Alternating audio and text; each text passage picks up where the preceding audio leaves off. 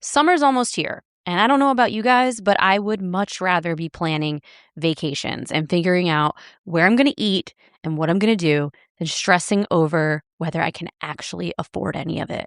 So lately, I've been trying to get way more organized with my finances so I can actually enjoy the summer without that constant low-key anxiety in the back of my mind. Monarch is the personal finance app that tracks everything: accounts, investments, savings, goals, and spending. Get your first year of Monarch Core for just half off, just $50 with promo code Wife of Crime.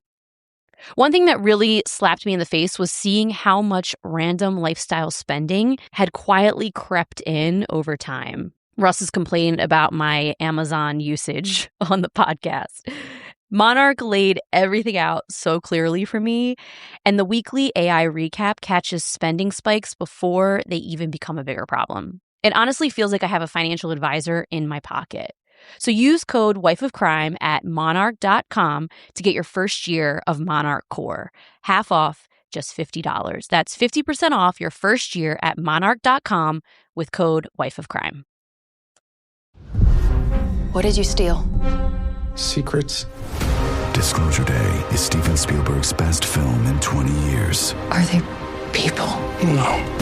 Are they human? Oh my God. Spielberg does this better than anybody in history. I can see them. They're coming. Disclosure Day. Rated PG-13. Some material may be inappropriate for children under 13. In theaters Friday. Get tickets now. This podcast is an unscripted, unedited conversation about true crime. We take the cases very seriously, but I don't take myself seriously at all, and neither should you. Welcome to Wife of Crime. So, Russ, some cases just stick with us. Over the years, we've covered so many survivor stories, cases where people make it through unthinkable situations. Today, we're going to go back and listen to a case that lives rent-free in Russ's head. And we're going to talk about what was going on in our lives when we recorded it. We're opening the crime capsule for the Tiede Family Christmas murders.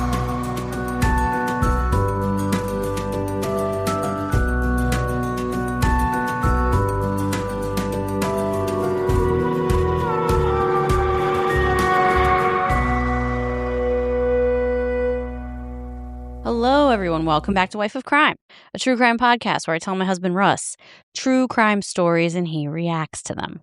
What's up, folks? Your boy Russ, a.k.a. Orange and Blue Skies, a.k.a. Nixon 5, and that's all I'm thinking about. Yeah, this household we're in a time warp. We're focused on the Knicks and that's it. Yeah, I would like to say, though, I don't condone a lot of the nonsense going on outside. Yeah. A lot of these people are just fools trying to get clips. Yeah, definitely. You know? They're trying to go viral. Yeah. But I do. And they're going to the bookings. They are, for sure. I don't condone any of the violence or anything like that. But what I do love is New York City is a melting pot, and the melting pot is cooking. Okay. There are so many people from all different backgrounds, from all different socioeconomic statuses, for all different religions, colors, everything, together experiencing pure joy about the Knicks, and it's a beautiful thing.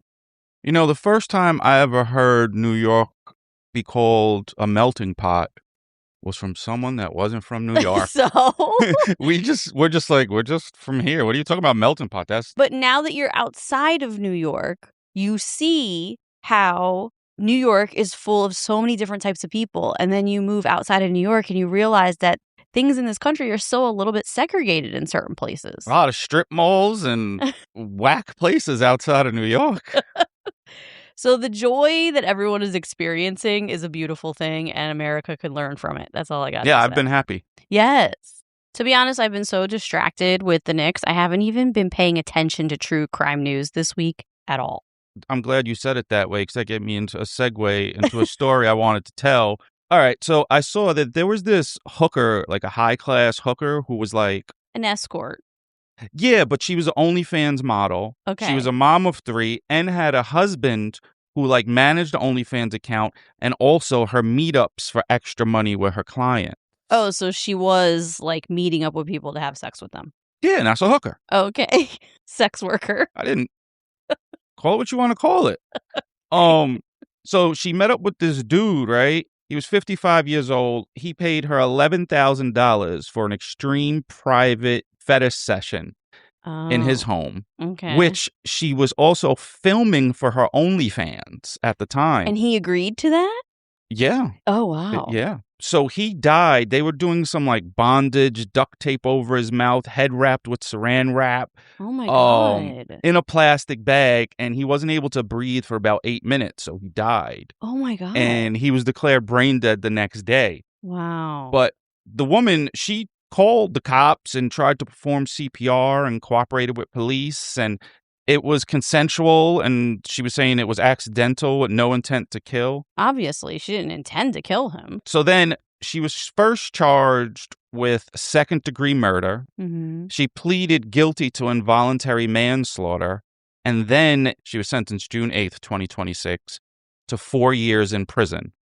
So obviously she was crying and had a meltdown, and Well, yeah. she says, like, I'm sorry, I know it's not enough, and Wow. she seems very distraught. I'm sure she is. I mean, you think about it, she's a high-end escort OnlyFans model doing this BDSM stuff for her OnlyFans. This dude, he paid for it. This is what he wanted. So do you think she should go free? No, you killed somebody. You still got to do something. No, you should not be free. You killed someone. I mean, even she says it's not enough time. Even if you kill someone by mistake, you still did it. I mean, you're in a lifestyle. You're doing something that is risky. You're in a risky lifestyle. She saran wrapped him like a caterpillar. I mean, it's that's crazy. That's a crazy way to go. And if you look it up, you could see what his name is, and everyone knows you went out like that. That's sad. That's actually. terrible. That's a sad way to go, and then have your name be out there. It's a shame his name is out there. Actually. Yeah, like just let him go in peace. Like, yeah. It's really crazy. So when I was working in New York, I was bartending at a restaurant, and I worked with a girl. She was a hostess, and one of her side jobs, she was also like an actress, like we all are, actors and dancers and everything. She had another job besides being a hostess at our restaurant, and she worked at a dungeon because, fun fact, in New York City, there's actually a decent amount of dungeons where you can go and you can get like fetishes played out, and you can get just took wrapped like a broom up up your butt or something. Yeah. So one of the things that she told us was that a lot of her clients that come to the dungeon were finance dudes, like a ton of them. Wow. Pretty much like they all worked on Wall Street, finance. In the bar business in New York, we call them suits. And I think it's probably because they have these like really high pressure jobs and they needed some type of crazy release. I don't know. So people are into this. People are into really kinky stuff. That's true. And if everyone's consenting, who gives a shit? Yeah, like if you're into it, that's what you're into. It's Who your cares? butt. You do can put whatever you want in your butt. You can do anything you want, but I don't think she should just walk free. I mean, she did kill him. And no, it wasn't intentional, but you got to pay for a crime when you commit it. Yeah, something happened, but that's crazy. Yeah, that is a crazy story, though. Well, this month on the Patreon, so we decided to do Homicide New York, but now Netflix is dropping all of these #1 Netflix documentaries, crime documentaries. Yeah, so it's like we're trying to do one that looks good, but then we have ADD and we see another one. They're like, "Ooh, that's better." Yeah, so we did that with The Crash. And that was a mistake. And now Netflix just dropped this Michael Jackson documentary. And I actually want to watch the Michael Jackson one, and I didn't start it because I was like, we can do it here. Yeah, so we're going to cover the Michael Jackson documentary. I think it's going to be quite controversial, and it'll be really interesting to see, where you and I stand on this, and where our patrons stand on this, and what the documentary shows, because I haven't watched it yet either. So for this month, for Patreon, we're definitely going to be covering the Michael Jackson documentary that just dropped on Netflix. Well, whether or not, no matter how you feel about Michael Jackson, we could all use a feel-good, bring the world together Michael Jackson song right now. True. I mean, Michael Jackson had some bangers, like Come Together, Man in the mirror. Yeah. I just said it like you. Man in the mirror. That's Yeah, how 'cause you say it. You always say mirror, like Man it's in the mirror. MEEER. Man in the mirror, but I said it like you. Man Mirror. in the mirror. And that's all well and good. Don't get me wrong. Used to love Michael, like, was crazy about him. However, if he did sexually assault children, then you're done, bro. Yeah, he may be done, but I still would listen to the music. See, that's something we're going to have to discuss. Yeah, we are. I guess we'll We'll save that that for Patreon, because that is something that I think a lot of people struggle with. Yeah, I mean, we're all watching movies from people that did shit. Like, it just goes, you would never consume any media at all. Yeah, it goes deep. So we'll talk about that on the Patreon. But for now, you have the patron shout-outs. All right, folks. So join Patreon if you don't like commercials and you like extra episodes and stuff. These are the people that joined this week. It is Natalie, Kristen, Jennifer, Heather, Bella, Colleen, Malpal, Gabby, Emily, Stephanie, Mabel, Kate, Tony, Madison, a.k.a. Square Garden, Caitlin, Corey, Susan, Steph, Crisscross, Rachel, Gabby. Oh, and that's it. So cheers to you guys. Cheers to you guys. Thank you so much for joining, everybody. We love you all so much. And do you have a review of the week, by the way? Yeah, I did the one last week. Yeah, I got a review of the week. Okay. Hold on. This week's review of the week comes from Jen Like Whoa. Random thought, 5 stars. As I sit here at my vanity naked, not ashamed of my fupa, I wondered to myself, what if Russ and Jess get divorced? Who would get custody of us? That's a good one. That is a good one. Hey, I know a lot of guys that love a fupa. Don't you worry, girl. Well, A, we're never going to get divorced. No. B, if we did get divorced, they'd probably stay with you because I'd be a deadbeat dad. You would? They'd probably never see me again except for like some ridiculous stuff on Instagram. They'd watch your unhinged Instagram stories that you post. Yeah, they'd still see like the inner weirdness of my mind by the stuff I post. But you'd be a deadbeat podcast dad? Oh, what would I even do? I don't know. You could talk. Yeah. But not me. Yeah, it would be like it would be a running ADD, like jumping to 7 different subjects within 10 minutes. I think I would just be sitting here like, this is stupid. Like, how could I just keep talking to myself? Like, I don't even know what to say. And it would be that over and over and over. I mean, you're the fun parent. I'm the parent that brings us all back down to earth. Jess would turn into like Barbara Walters or Oprah Winfrey if I wasn't here. She'd be super serial. I'm not always super serious. I'm not. Well, I loosened you up, girl. No, I'm not always super serious. I have a lot of fun, too.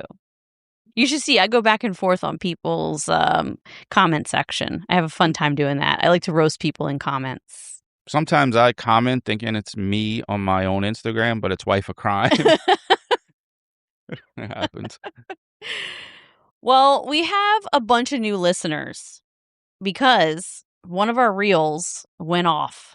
The reel that we did on Instagram, Facebook, and TikTok about the crash. Oh, yeah. Where we talked about how she turned to Cash Me Outside. Turned into Cash Me Outside. That reel on Instagram went off. And so we have a ton of new listeners from that reel. And so welcome, everyone. Over the next couple episodes, we are going to bring you like a time capsule, if you will. A crime capsule. Okay. If you will. Marty McFly and Doc. Who are you?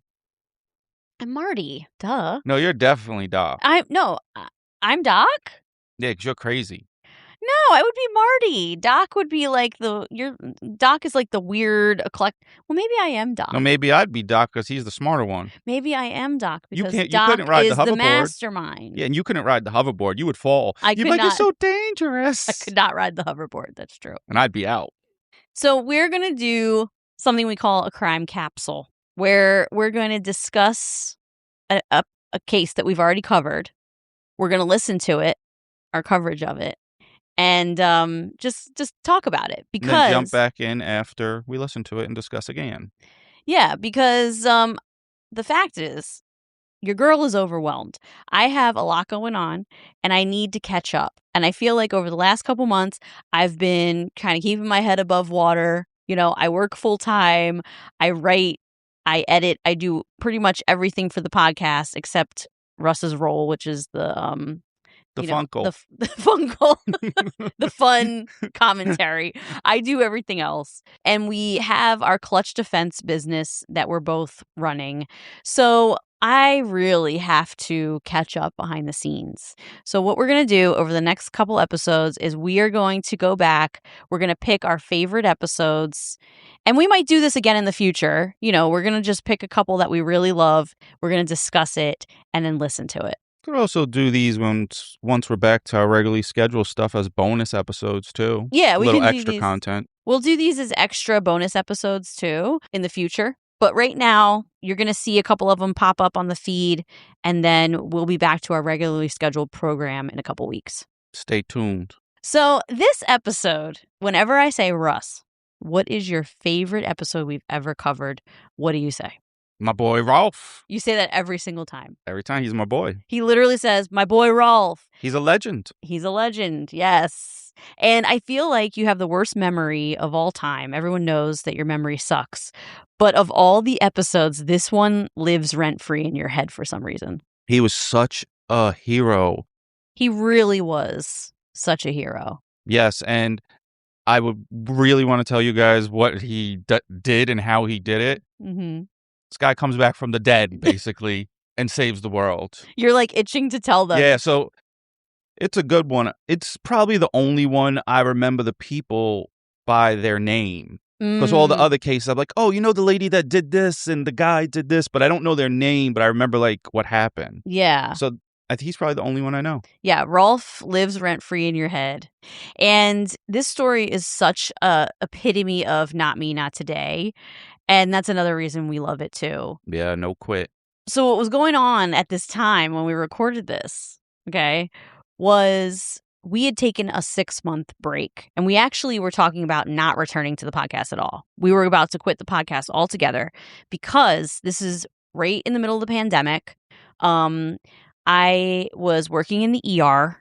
The pandemic was in full swing. It was 2020. Russ and I had the total opposite 2020. So I had a 2020 that was riddled with horror, anxiety, death. I mean, I saw so many people die in 2020. It was horrendous. In my ER, we were fighting for our lives, literally.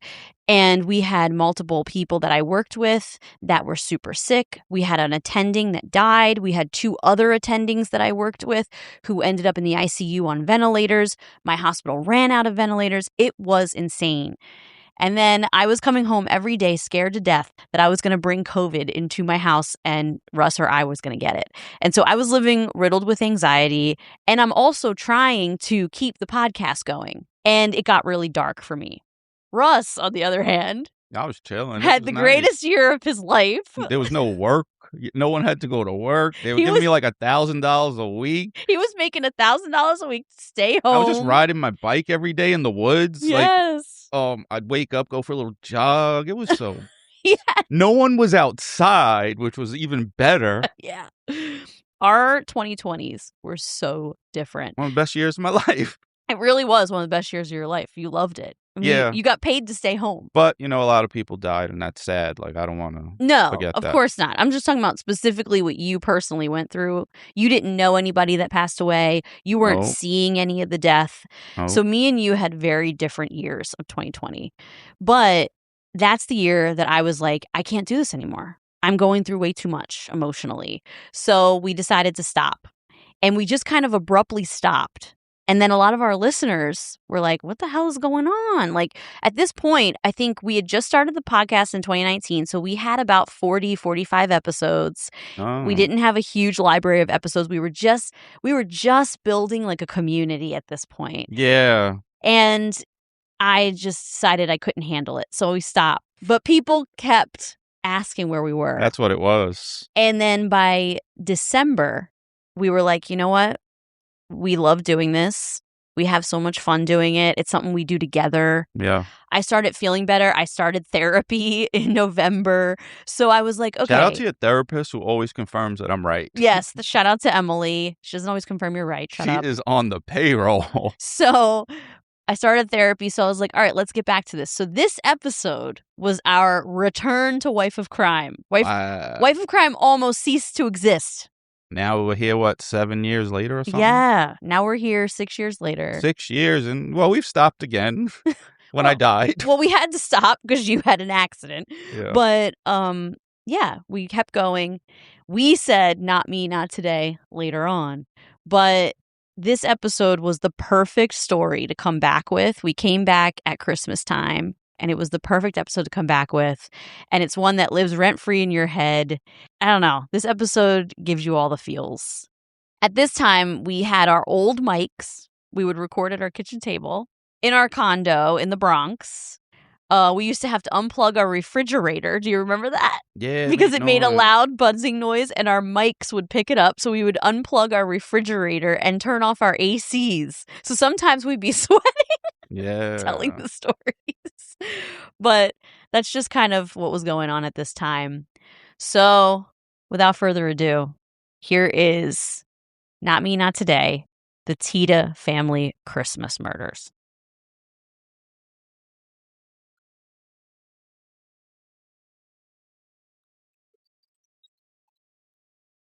This story that I'm about to tell you could literally be the plot of a movie, like a thriller/scary movie. It's a crazy story.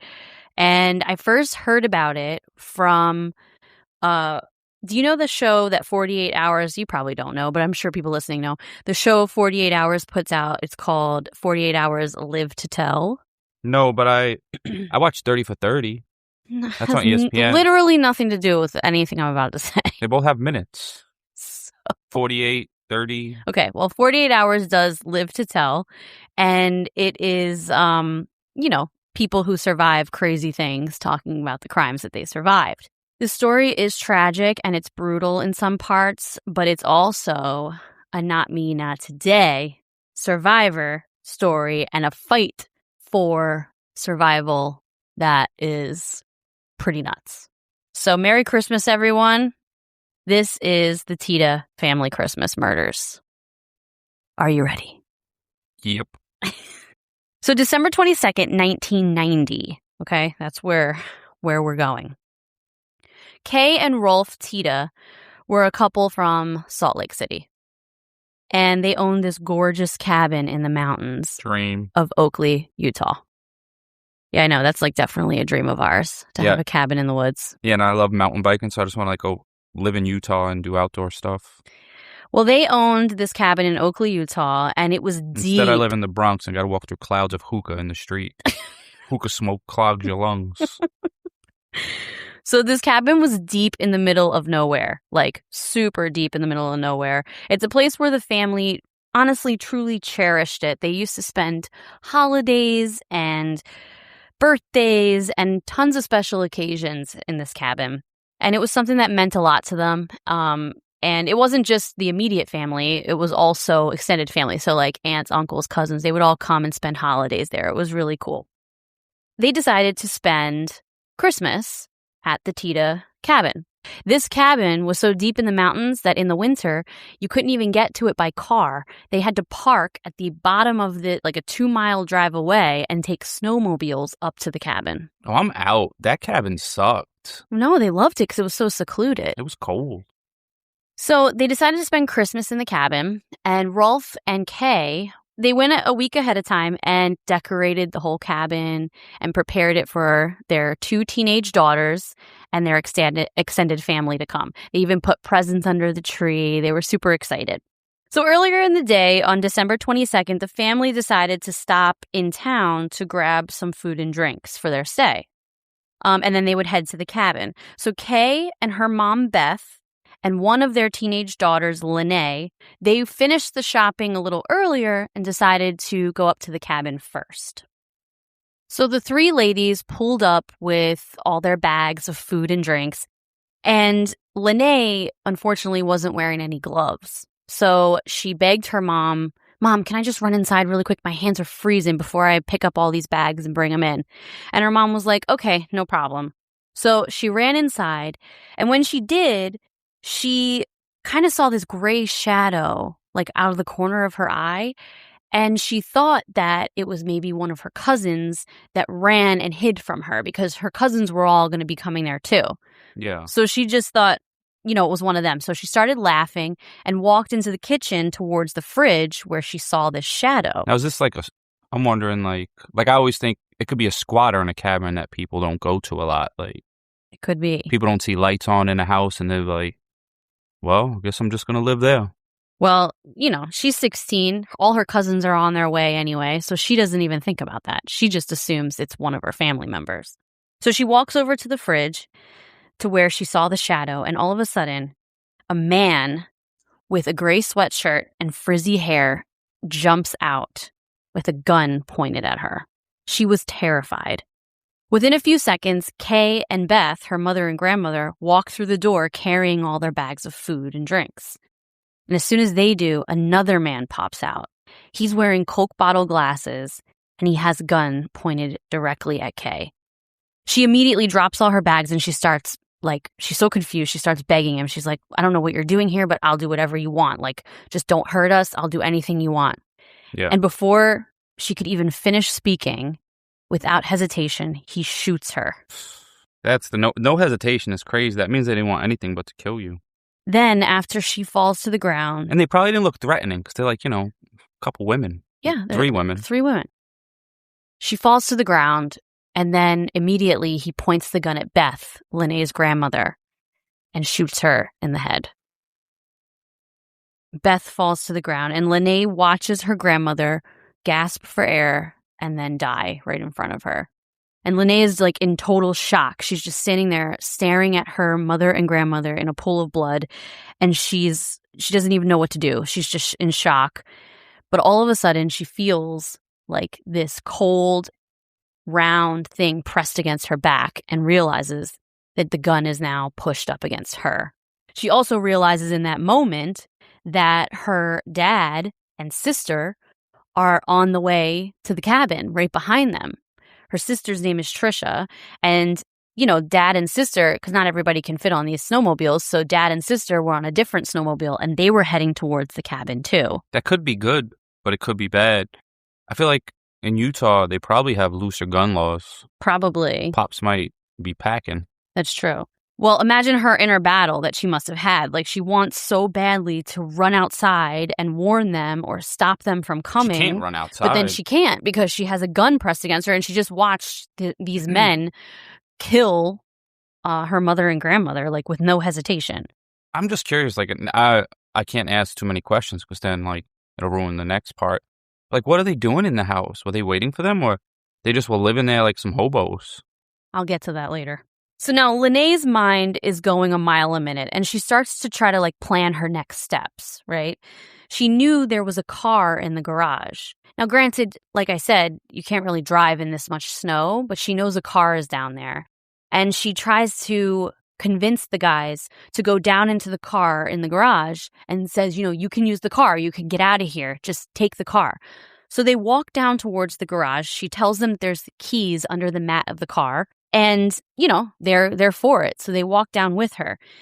And she's just trying to get them to leave pretty much before her sister and dad get there. It's the only thing that she can try to do right now to save her and her family. So the 3 of them head down to the garage. And then they hear snowmobiles echoing outside as they approach the cabin. And Lennay says that in this moment, her heart just sunk because she knew that her family is in danger.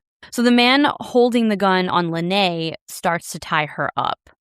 And as he's doing so, the other man puts a ski mask on and then opens the garage door and confronts Rolf and Trish. So now all of them are in the garage at this point, and Lennay and her dad lock eyes. And she says that it was like an unspoken language between them. She's staring at her dad, they locked eyes, and she said she swears that her dad just could read her mind. And she's saying, something bad happened to mom and grandma. And he starts to get really anxious and worried. Yeah, you could tell when someone looks at you Like things are really bad. something's going on. So the men asked Rolf if he had any money. So he reached in his pockets, he emptied everything on the ground, and he's like, hey, this is everything I have. Take it. Take anything you want. You can take anything from the cabin. I don't care. Just this is everything. Just don't hurt my family. They're not money motivated. Yeah, exactly. So the man tying up Lene yells at the other dude and says, shoot this motherfucker. To shoot the dad, right? But the guy he was yelling at, the other bad guy, he refuses to shoot him. So the guy who's barking orders at the other one holds up his gun and he points it at Rolf. Click. It doesn't shoot. Again, click. It doesn't shoot. He was out of bullets. No. Third time, click. Boom, he shoots him in the head. So the two girls just watched their mother, their grandmother, and now their father. Oh my God, that's even worse. Okay. Because, like, you think, like, oh, he's out of bullets. You're kind of relieved. And then I would have been talking shit. I'm like, you're out of bullets, bitch. And then he would have shot the shit out of me. Yeah, well, Fuck. the girls immediately start sobbing and just begging for their lives. And the men frantically look around because now they're trying to figure out, okay, what do we need to do? Like, they're starting to get frantic. Like, what's our next step? What's our next move? More people could be coming. Maybe they're thinking. So they grab all these gas cans because the family kept gas cans in the garage because they always had to keep the snowmobiles gassed up. So they had a lot of gas in the garage. And they grabbed all these gas cans and start dousing the whole house with gasoline, right? They doused the bodies, the house, everything. And they're just forcing the women at gunpoint, or the two girls at gunpoint, to like follow them around. So they decide to burn the cabin because it's the only way they can burn like some evidence. As they're like going around the house and dousing everything with gasoline, Lene says, she seems very observant, by the way, based on the interviews I watched with her. She notices that there is half-eaten food on the countertop. Like, as they're walking through the kitchen, she's realizing, okay, there's half-eaten food on the countertop. Then she looks over and realizes, They've been there. Oh, our presents are opened under the tree. They opened all of our presents. And then she, like, realizes, oh, there's blankets. Like, the bed is not made. It's like someone was sleeping in it. I wonder when they put the presents there, because that's how you could kind of estimate how long the guy's been there. No, they put it there like a week ahead of time. So the guys haven't been living there all year. They might have been there about a week. Yeah. So she starts to put together the fact that they've been staying there in their cabin for the last, few days or a week. So as soon as the men light a match, they force the girls to run outside and get on the snowmobiles. They hold each girl at gunpoint. So one girl gets on one snowmobile with a guy with a gun behind her. The other girl gets on the other one with a guy with a gun behind her. Okay. And they force the girls to ride the snowmobiles down the mountain. So they have to drive off with these two men at gunpoint while their family is dead, and their cabin is burning to the ground. Yes. Okay. Like, I have chills right now. So Trisha says as she's riding down the mountain, she thinks about running the snowmobile into a tree. Because she's like, at this point, I just want to, That's what I want to thinking. kill him. Like, I want to get him off the wheel. I want to just run it into a tree and pray that he flies. 50-50 chance. Yeah, like, one why of us not? might make it, and it might not be him. He might break his arm. Yeah. And then I'm just going to torture him nonstop. But then she thinks, my sister is right there. My sister has this guy pointing a gun at her. They just killed our family. Like, I don't want my sister out of my sight. I'm not leaving her for anything. Good I've point. lost everybody.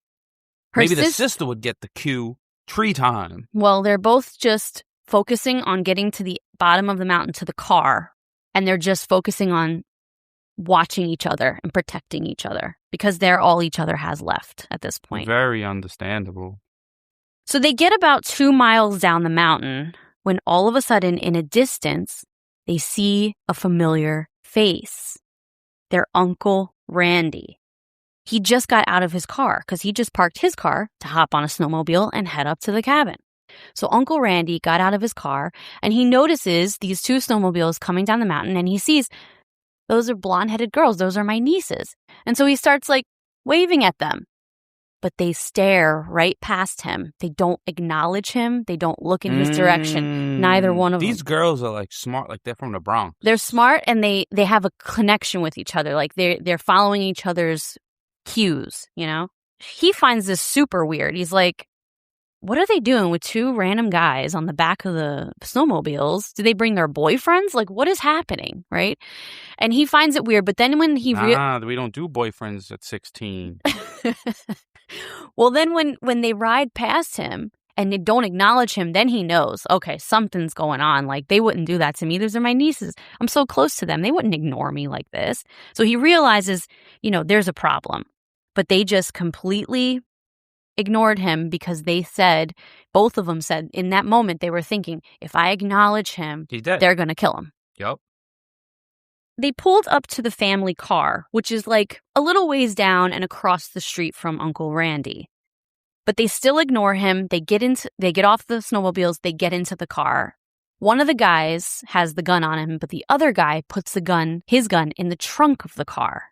And he says to... Dash a chance. He says to Trisha, he shows her a knife in his pocket, and he says, I'm just as good with a knife than I am with a gun, so don't try anything. And the young little girl. And she got scared, strong. Of course. They pull off, and they end up driving past their Uncle Randy. And one of the girls, I think it was Lene, said that she, corner of her eye stared at him. Like, it wasn't, full-blown stare, but it was, corner of the eye stare at him from across the street just to try to give him a signal, shit is going on. Something is wrong. And they drive off. And he's just standing there kind of weirded out. But then all of a sudden, he hears a noise from the distance. I have chills again. He sees another snowmobile coming down the mountain. Oh, someone that had been shot's coming down the mountain. And he realizes his brother, Rolf, is flying down the mountain going after his daughter. Oh, get him, Rolf. So Rolf comes down the mountain. He is covered in blood. He has no coat on. His eyes are swollen shut. In my mind, he doesn't even have a shirt on. He's out there let's get him. His eyes are swollen shut because he was shot in the head, mind you. And he is burnt on his body. His body has multiple burns all over him. Yo, Rolf's the man. He drives up to Randy and he says, I've been shot. Kay and Beth are dead and the girls have been kidnapped. You have to help me. Shot in the head, burnt, and talking and everything. Yeah. Shirt and coming literally down blind because his eyes are swollen shut. Wow. So the two men jump into Randy's truck. Rolf lays in the back seat because he's just he's lost so much blood at this point. I don't even know how he's alive, to be honest with you. So they start chasing the men. He didn't want to die. Not me, not today. Yeah, there you go. So they start chasing the men in Randy's truck. And Randy has a cell phone. And so he keeps trying to call 911, but they're in the middle of the mountains and this is 1990. There's no service, no cell service. He keeps calling 911 over and over and over, and it's just not going through. But he's following the car.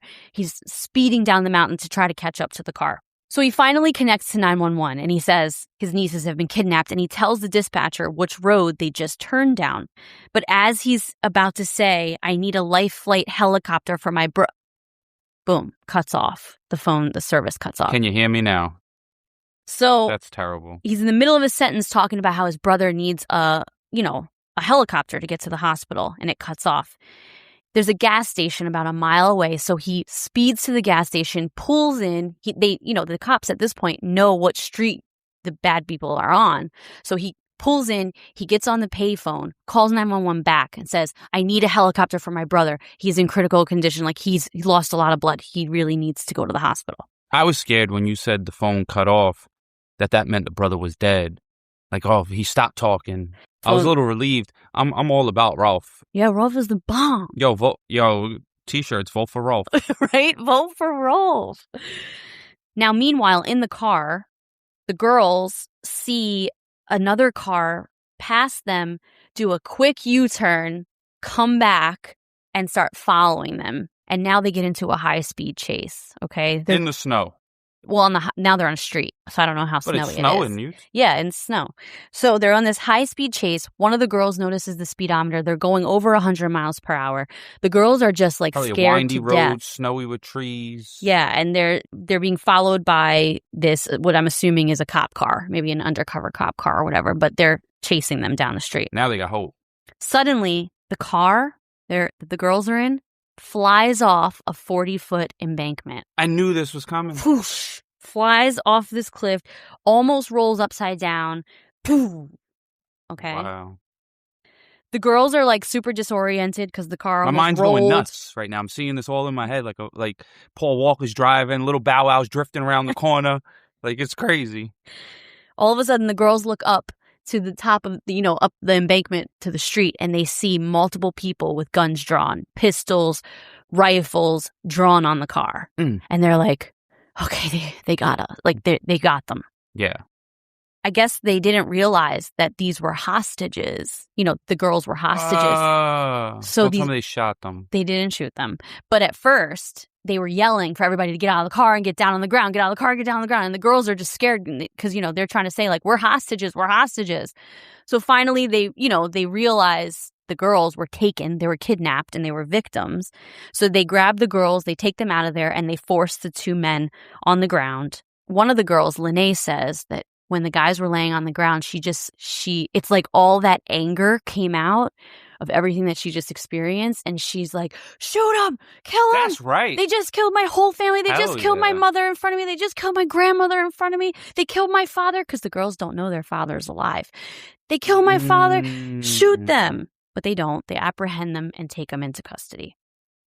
So meanwhile, in the helicopter, Rolf is stabilized by paramedics and he arrives to the hospital and he gets sent to the ICU. He is like in super critical condition. He needs multiple blood transfusions. He is not doing well. Even though he blazed down the mountain or whatever. In my mind, it was a mountain. It is a mountain, yeah. And on the snowmobile. On the snowmobile, bleeding. Burnt. Like Rambo with a bandana tied around his head. That's what you imagine, right? That's what I imagine too. And he had mad muscles. So the girls get to their Uncle Randy and they find out that their dad is alive. And their dad becomes like a real life hero for them. Because if you think about it, like Randy was kind of confused about the whole situation. He's like, I don't know who these guys are. I don't know who these girls are. He was a little hesitant. And it wasn't until he saw his brother, flying down the mountain that he like jumped on it and really made moves. But all the hesitation that he did, they could have been way far away. These girls could have been taken God knows where. So now they all rush to the hospital to be with their dad. Okay. And Rolf later tells the girls that not only was he shot in the head, but they had covered him in gasoline and he was on fire, but he came to, got himself off the ground. He ran into the shower. While on fire, ripped off his snowsuit because he was wearing a snowsuit. Told you he didn't have a shirt on. He might have had it on underneath, but ripped off his snowsuit. He had like bits of the snowsuit stuck to his burnt skin. Jumped onto the damn snowmobile and chased them. He had lost so much blood that they were just, even the people at the hospital were like, it's a miracle. Yeah, but he didn't need that much blood because he's a gangster. So the police get the family members to the hospital and they now need to go and preserve the crime scene. And they need to investigate, what this was, what these guys were doing, what's going on here. When they get to the cabin, they start like going through. Yeah, this story's mad good. Yeah, I know. They start going through all the evidence that, at the scene. They start walking the scene, figuring out like what their steps were, trying to figure out a motive of what's going on. And then they see a video camera with a tape inside. So they grab this tape. They're like, all right, let's see what's on this tape. And they're pretty shocked at what they see. So the men's names were Von Taylor and Edward Deli. And a little bit of history about them is they met in a halfway house after being released from prison a few months earlier. Oh, yeah, no way is this your first crime. If you're just like in a house that you broke into, you're living there, you're opening presents. You're not supposed to open the presents. Yeah. And you're shooting people on sight. Well, both the men were not in prison for violent crimes. And actually, neither one of them had a violent criminal history. Yes, but that doesn't mean that they have not committed violent crimes. That means they have not been caught for violent crimes they have committed. That's they probably true. got caught for the bullshit. Yeah, you're right. That's right. So one of them was in prison for arson and the other one was in prison for burglary. Is arson setting fires? Yeah. And the other one was in prison for burglary. Ain't nobody got time for that. So they decided to... Russ, I can't. Sweet I Brown. love Sweet That's Brown, Sweet though. Brown. I do. I love her. I got bronchitis. I love Sweet Brown. Oh, this is going to get us a 1-star. I mean... Russ off topic again. No one can get mad about mentioning Sweet Brown. She's Yo, the best. Sweet Brown. Look her up on YouTube. I wish she could be a guest on Ain't the nobody podcast. got time for that. Very funny. Oh, I don't know if everyone knows this. She was also on Jerry Springer in the audience and showed her boobs for beads. It's out there. When she was in her prime, probably, because when she was on the video, she was a little older. It's funny that you know this. All right, so... Hashtag Russ facts. Okay, let me go back. So Edward Deli and Von Taylor, they met in a halfway house after being released from prison, right?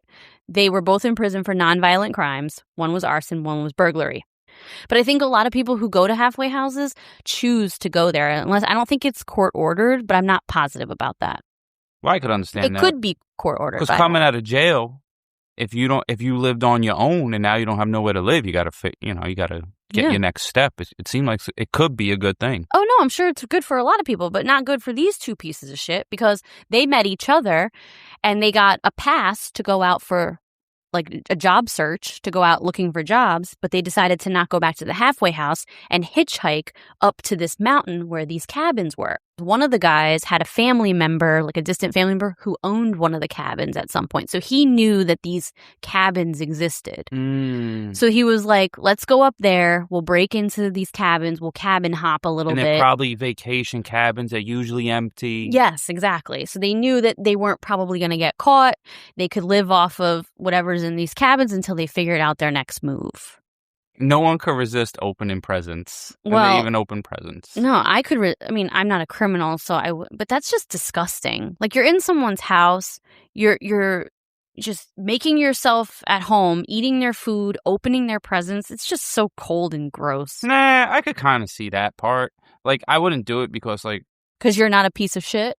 No, I'm not a piece of shit. I'll pay rent and get a job and stuff, even though you don't want to. But if you're like Tom Sawyer and Huckleberry Finn or something, you just hopping from cabin to cabin with your knapsack and eating people's food in their house that they don't even go to. Yeah. And you look at it as probably stealing from the rich because they have their second homes and, if you think people are rich if they have a second home. I don't know. I hate them. They killed a mother and a grandmother. Oh, no. How do you just shoot a poor grandmother? And a mother in front of her daughter. No, they're obviously terrible people, and they deserve all the smoke. The night before, on the 21st, the two scumbags filmed themselves on camera making jokes about being in the house, opening all the presents, and then they talk about what they're going to do when the family gets home. They start joking and laughing about it on camera. Wow. So they had planned on waiting for the family to get home so they could kill them, take their vehicles, and escape. I'll post the video because they have the video. You can watch it on YouTube of these two idiots. I'll post it on wifeofcrime.com. I don't know if it's the whole video, but it's on YouTube. Wow, so that's actually out there? Yeah, I'll post it. You can watch it. They're just sitting there I want to see it right going now. through the presents. The two men were charged and awaited trial. In addition to the murders, they were charged with 8 to 10 other felonies. Yeah. They shouldn't be on the earth. And I'm not pro death penalty. I'm not against it. I don't know. But I know these dudes shouldn't be on the earth. If you're just going to shoot the grandma and mom and they contribute nothing. And the father in front of their children. Burn people. Yeah. They deserve horrible things. Well, you're going to be very interested in what ends up happening. Oh, get them. So the two men did not receive the same conviction. They were charged separately, and they were convicted very differently. 5 months after the crime, Von Taylor pleaded guilty to capital murder, and the state dropped all the other charges because he pleaded guilty to 2 counts of capital murder. And you probably don't get out for capital murder. No, you can be sentenced to death, which he was. He decided to do a jury sentencing, so the jury had to decide, and they sentenced him to the death penalty. Deli, on the other hand, decided to not plead guilty, and he decided to go to a jury trial and do the full trial thing in front of a jury. The two girls had to testify in court in front of him. And it's kind of sick, to be honest. When you look at the court footage, these two, at the time they were 16, 17 years old. They had to play out the entire scene in front of their perpetrator and the jury. They had to hold up the gun and show how the men were pointing the gun at their mother and grandmother. For lack of a better term, these some badass bitches, though. They're just out there, they were, she thought about running into the tree. They're giving the dad the look. The uncle, he's mediocre. Oh, but Uncle Randy. Uncle Randy still helped a little. No, he helped a lot. No, he helped. Poor guy. He probably was a little scared. Give him credit. But these are some badass girls. I shouldn't have said bitches. No, they are badass. Whatever. Don't cancel Russ. They are. So they had to testify in court in front of their perpetrator and the jury. I meant that in a good way. I know what you meant. Bad in a good way. Edward Deli's lawyer during the trial argued that he, although involved, didn't do any of the actual shooting. But all of a sudden, they call Rolf Tiede as a witness. Came in with his shirt off. And he comes down the aisle, and obviously Deli The story got me hyped. Didn't know that he was still alive. That's right. And so Rolf Tiede testifies that, yes, in fact, he rode through the courtroom, down the aisle in a snowmobile, took his shirt off, took the stand, and got not this dude. Me, not today. Yes. You. He got him convicted. So even though, he testified to the fact that Deli did, in fact, pull the trigger and attempt to murder him. Yeah. So he should be also getting a murder charge. Because of one juror out of the 12, he was convicted to second-degree murder, which does not qualify for a death sentence in Utah, and he was sentenced to life in prison. I'm sure that the juror probably doesn't like the death penalty and doesn't want anybody to be sentenced to death. People have very strong opinions about that. So yeah, there's certain people that in life, they don't add nothing to life. They're only taking, and this person's taking in a very bad way. Mm-hmm. They're not contributing to society. They were obviously trying to steal these little girls, to rape these little girls and shit. They don't deserve to be on the earth. And I'm not even pro death penalty. Maybe if someone just throws them in a fiend and put them to sleep, I don't care who does it or if it's legal. Street justice them, do them Bible style, stone them to death. It don't have to be legit. Well, so one of them was sentenced to death, one of them was sentenced to life, but they both were put away. And the family now had to emotionally heal. And it took years for them to heal and rebuild, emotionally, but they decided to rebuild their cabin. Oh, and they decided to keep it in the family. And they decided to have it as a place where their family could continue to go and celebrate all the wonderful times they had with their mom and their grandmother. And, it was their way of healing from this terrible situation. That's crazy. So Rolf Tiede died from cancer in 2008. R.I.P. Rolf, top 5 gangster of all time. He was surrounded by his daughters and grandchildren when he died. And the two girls grew up and married and had kids. I wonder how old he was. Hope he made it to, a good age. Yeah, hopefully. I don't know how old. Well, if he was a dad in 1990. So 2008. That's 18 years. 18 years. Hopefully you made it a good age. Yeah. Since 2020 is the worst year of all time and bearer of terrible news, this is super on trend for this crappy year. In March, Von Taylor's death sentence was converted and overturned by a federal judge.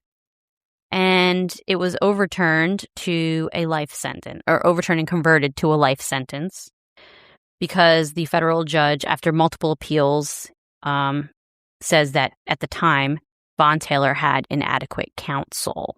He had a public defender defending him, and apparently the public defender didn't do a good job. Shout out to you, public defender. He might have tried to sandbag this. Hell because... Yeah. That'd be me. Yeah. I'd show up late, like employees showing up with Dunkin' Donuts coffee 20 minutes late. Like, oh, I was supposed to be here, but I had time to pick up this coffee and donuts.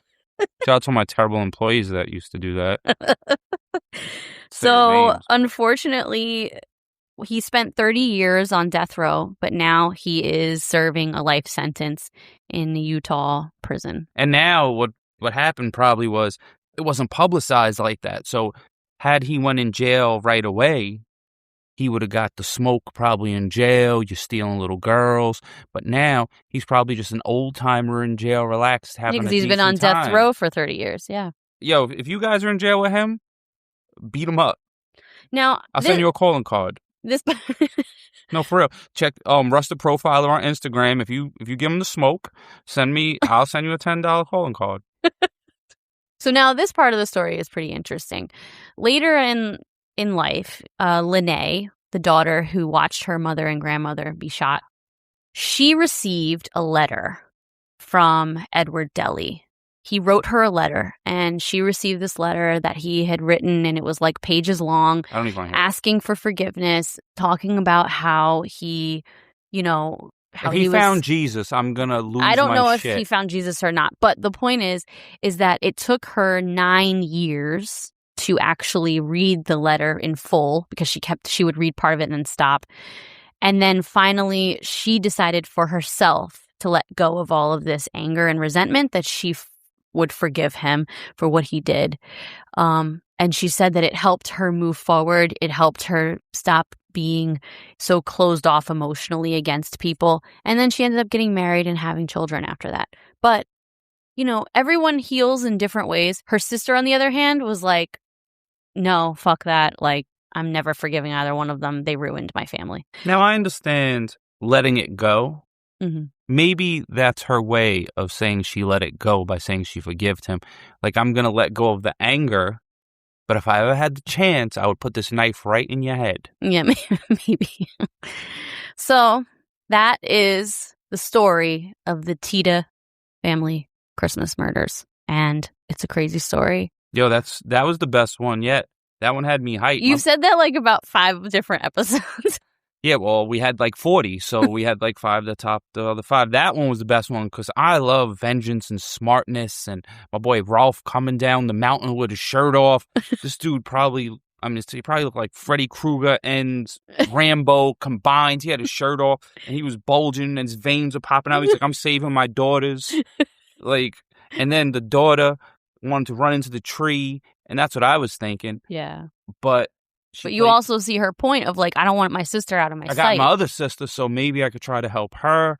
So they were smart. You know what that was? That was good genes. They was cut from Rolf's cloth. That's true, yeah. And they had the same smarts genes and will to live. The brother, you're all right.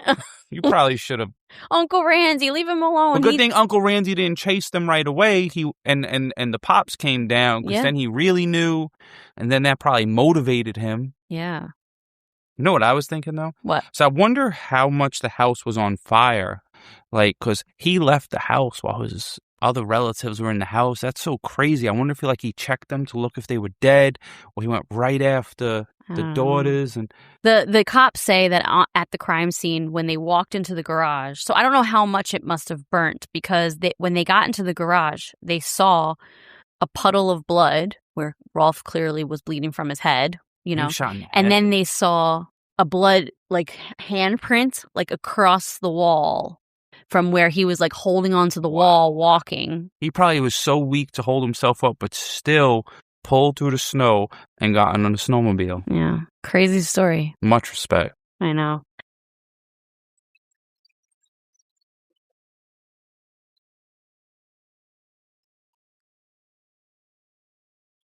That story gets me so hype. Yo, coming down the hill with the jet ski. Jet ski. I mean, not the jet ski. The snowmobile. I was thinking a sno jet ski. That's what like my brain went to. With flame shooting out the tailpipes. I don't know if those have them, but his did. He had a headband on, like he had muscles. You could just see it. Yeah. He like spit the bullet out. Rolf is the man. Yeah. R.I.P. Long live the legend Rolf. Yes, R.I.P. to Rolf. He ended up, like I told you in the story, he died 18 years later of cancer, surrounded by his family. But at least he was able to be with his daughters. And it's so sad that he lost his wife and his mother-in-law. But yeah, Ralph is the man. Yep. Seriously. It's such an inspiring story. Another thing that was interesting is that this was the first time you ever talked about Sweet Brown. Oh, my girl. This was our first Sweet Brown mention. Ain't nobody got time for that. And you talked about her getting the Jerry beads. Yeah, she showed her titties. And then you hear you like, oh, like, why is he saying this? Now you've just given in. Yeah, that was our first Sweet Brown mention. You were a bit cringed about it. Yeah, there were many times back then that you would you make me cringe. But I was doing it for entertainment for myself because I didn't really think anyone was listening. Yeah. Well, at the time we had way less listeners. Well, there were still thousands of people listening. There was. Yeah, there was.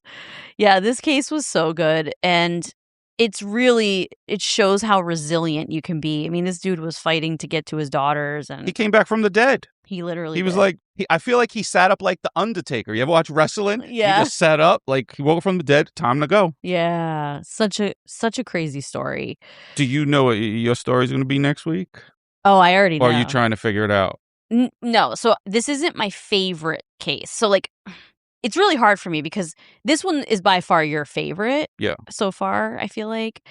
But the one I'm going to pick, it's not necessarily my favorite, but it's one that I think about all the time. Oh, okay. I'm not telling you guys what it is. No, You'll have to all right, find we'll out. see. You'll stay tuned for next week and we'll talk about it next week.